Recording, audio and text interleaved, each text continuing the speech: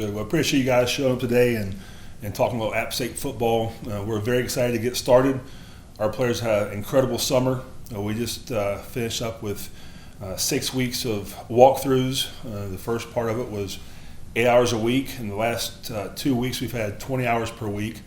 We've been able to do walkthroughs with our players and do more meetings, and it's been good for us to finally get around our players. There for a while it was pretty tough as a coach not to be involved in the lives of your players, but everything seems normal now, and we're very optimistic, very excited about the 2020 season. So I guess as far as returning starters, we have 10 starters on offense, 7 on defense, and all 3 specialists. And over the last 5 years, we're 54-12, 4 conference championships, and 5 bowl games. So we have a very senior-heavy class, heavy team, and we're excited to get started. Thank you, Coach. Our first question today will come from David Ware, 24/7 Sports. You're going to have to unmute yourself there, David. There you go. Thanks, Joey. Shawn, lots of different topics we could head towards here, but very top of mind is the announcement that's come out in the last 18 hours or so about the, I guess I'll call it postponement of the Wake Forest game. Would you mind sharing some of your thoughts on having to adjust the schedule in that way? Yeah, I had a feeling that's going to come up pretty quick. We're very disappointed, not just for our players, but for our fans. And it's a game that's 85 miles apart with 2 state schools, so it's very disappointing. I know our administration and Doug Gillen worked day in and day out, 24 hours a day to make sure this game went on. And he came to me and asked me, should we play? And I said, Doug, we'll play with a full crowd, a half crowd, a quarter crowd, or no crowd. So that's very disappointing as far as that goes. Over the last 5 years, people say we had the best, us and Wake Forest had the best program in the state. And we were looking forward to playing on the field and finally settle that instead of social media. They're playing a conference schedule +1, and unfortunately, we're not that team. I came off the field this morning, and I see they're playing Old Dominion, which makes no sense to me. Again, we're an hour and 15 minutes away. We have great fans in that area. It's a great game for college football, but other than that, I have no comment on it.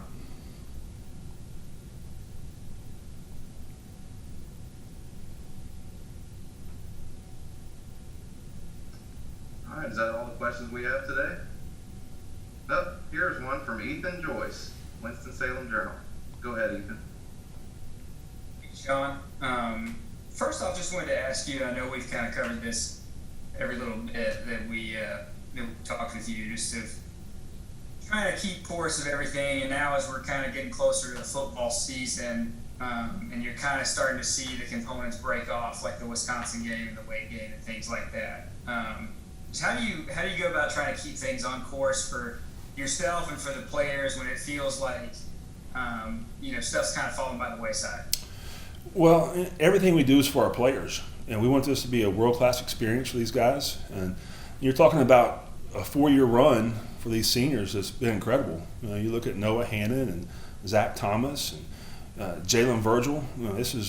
They've been here. Jalen's been here 4 years. He has 4 conference championships, 4 bowl games. Noah Hannon, 3 years he's been here, he's won 3 championships and 3 bowl games.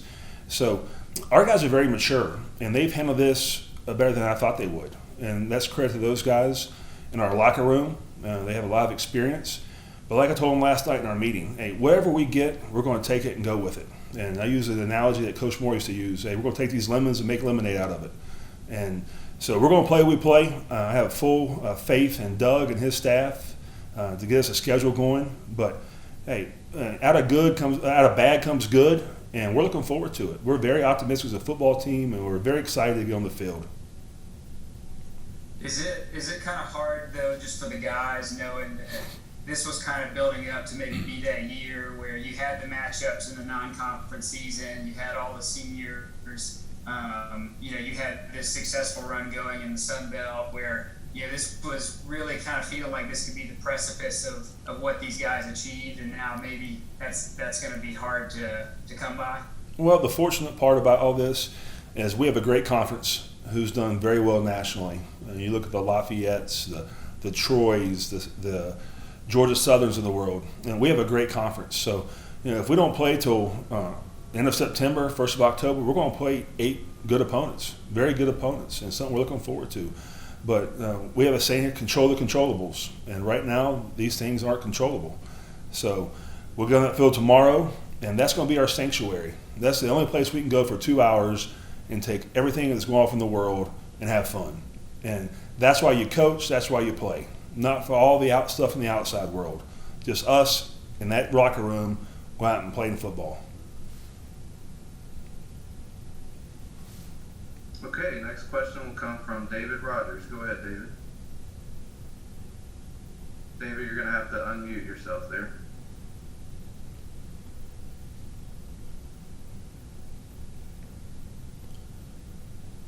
Coach, you mentioned the hours that you guys are doing now. How is this compared to regular seasons in terms of the number of hours that you're able to practice?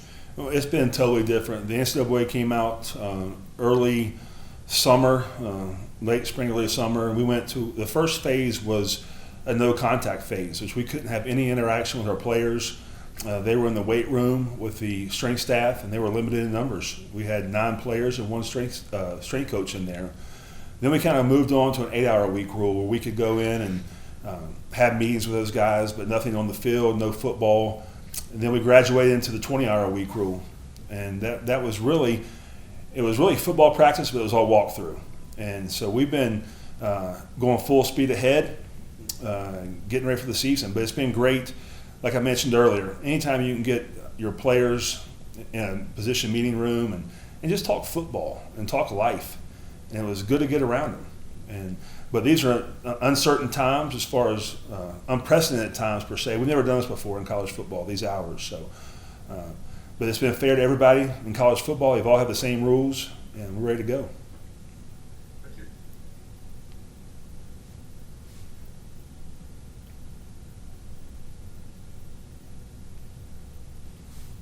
Joey, this is Chris Peterson. I've got a question, if that's okay. Go ahead, Chris. Coach Clark, this is Chris Peterson from WXII. I hope you're doing well. Good. How you doing, bud? I'm curious as to, we talked in December. You said it was your dream to be the head coach at Appalachian State University. How has that dream changed, and what kind of challenges has COVID presented to you as you get started with your first year as head coach? Well, this is still my dream job. It's a place I don't want to leave ever. But there's been some challenging times, and people say it changes month to month or week to week. It literally changes minute by minute. And every day you're on a Zoom call with a Sun Belt or head coaches meeting, and it's changing. And we're getting facts daily. I mean, it's a very fluid situation. But I do think tomorrow when we put the black and gold on and go out to the field, that I think it'll finally sink in a little bit. I'm the head football coach here, and we're ready to get started. Okay, next question is Silas Albright from the Appalachian. Appreciate the time, Coach. So my question is more about the depth chart. I know obviously 10 returners on offense. What are you seeing from that running back group, and do you have an update of what that's looking like so far? Well, again, last year we finished the season with Marcus Williams Jr. and Datrick Harrington in the backfield with Darrington. Those guys have really changed their body. And Coach Brad's done a great job. Brad by Atlantic has done a great job in the weight room with those guys. We're coming. Cam Peoples is back full speed. He'll be back full speed with no setbacks. Yeah, he's really looking good. We've added some more people to the repertoire as far as that goes. Nate Noel, a true freshman out of Miami, he catches your eye. He's very Darrington Evans-like. He's very smart. He's fast, and he can catch the ball in the backfield. And you also have Ben Williams, out of Charlotte. So we have a great stable of backs. And in this style of offense, you have to have multiple running backs because they're going to get beaten during the season.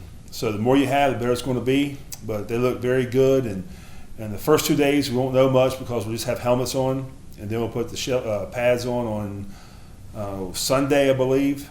And then Monday will be full pads.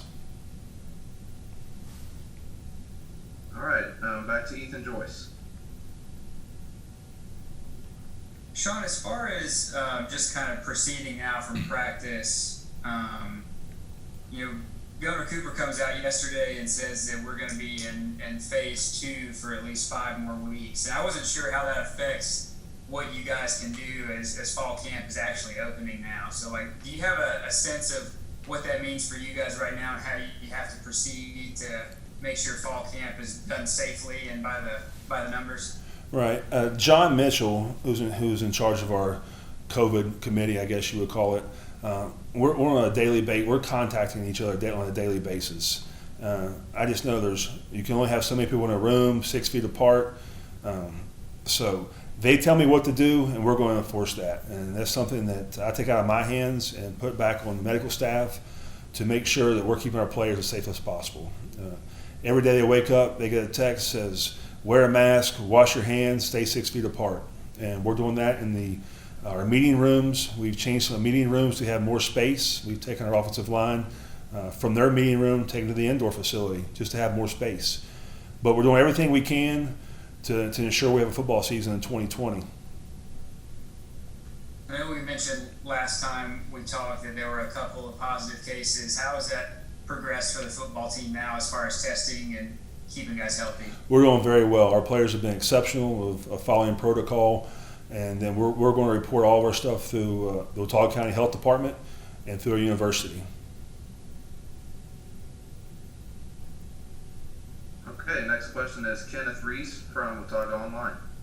Coach, can you hear me okay? I hear you. All right, thank you. A couple of things for you. What is the administration telling you already about the possibility of fans in the stands, especially here for the home games? And if there were to become a case that there's not fans in the stands, how are you going to get your guys mentally geared up to go play in virtually empty stadiums? Well, again, our administration is working tirelessly on that. We'd love to have a full capacity stadium, but we might not. It could be 50%, it could be 25%, it could be no fans. But I think that the one thing about football, I think it's the greatest game on planet Earth. And if you can't get excited to go hit someone for 2.5 hours, then something's wrong with you. It's the only place in the world you can go have a knockout, drag-out fight and not get arrested for it. So let's say all of our frustration out on each other, each team, and have fun with it. But if you can't get excited to play football, then you don't deserve to be in the college football locker room. Okay, next question is David Rogers again. Coach, how much is Zach Thomas salivating over the prospect of having that wide receiver group with a lot of senior leadership there, and who else have you all added that group this year? Well, I think our receiver group is one of the tops in our conference, if not college football. But you have Mr. Reliable, Thomas Hennigan. He's a guy that Zach throws the ball to quite a bit, and he comes down with the tough catches. And you have Malik Williams. We call him Spider-Man. He catches everything. Corey Sutton's coming off an injury. He's doing very well.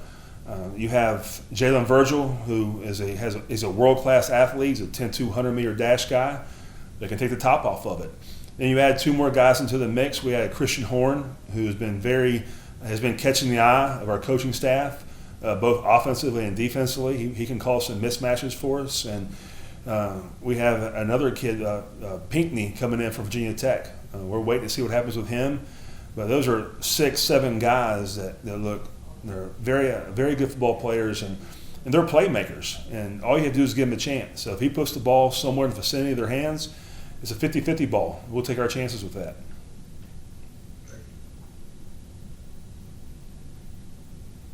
Okay, we'll go back to David Ware.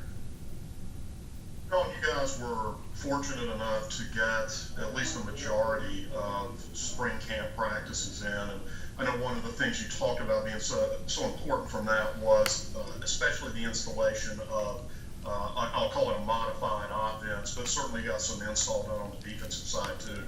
As you've now gotten back into working face-to-face with the team again, how much of a benefit are you seeing from having that spring camp opportunity for those installation aspects and that carrying over to where you are now? It was very beneficial for us. We got a lot of reps from some young guys who hadn't seen much of the field.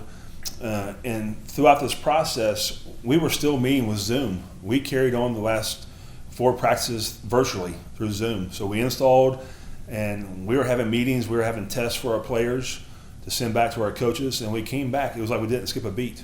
And honestly, I think we're in great shape. And if we had to stay for a walkthrough for the next 4 weeks, I think we put a great product on the field for our fans.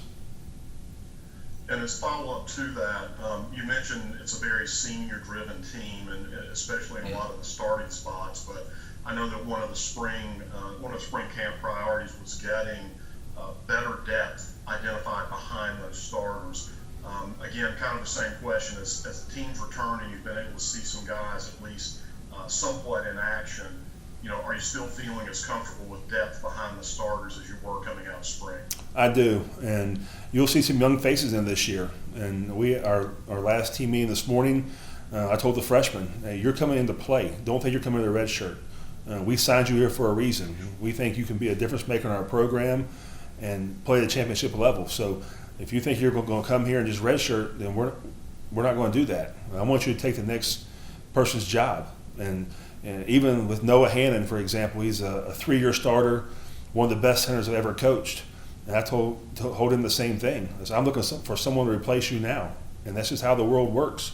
We're trying to get better players year in and year out, and we're going to play the best 11 guys on Saturday. It doesn't matter if you're a true freshman, 5th-year senior. We're not going to discriminate. We're playing the best 11. Next up is Jason Brown from Spectrum News. Hey, Coach. Thanks for joining us today and taking the time. I appreciate it. It's my first time getting to see you in person, so it's a pleasure just at least to introduce myself. You touched on your disappointment that Wake Forest will not be playing you guys this season. There's been talk down here the 49ers would love to add you to their schedule this year. I know you guys have played in the past. Charlie, of course, has lost already their first 2 games of the season. What do you know about any interest that your program has in possibly scheduling them this year? Well, again, going back to the Wake Forest game, you said I'm very disappointed in that. Again, I just think that's great for college football. It's unfortunate that both sides couldn't get together. I know our side worked day in and day out to get that deal done, and I'm not sure if that was reciprocated. But going to Charlotte, I have a great deal of respect for Will, and Will and I talk on a daily basis. There were some open dates. There are some open dates. But again, you're talking about flipping schedules, changing their conference games, our conference games. So I think anytime you can play an in-state school, I think it's great for our university, their university, the region, and all of college football.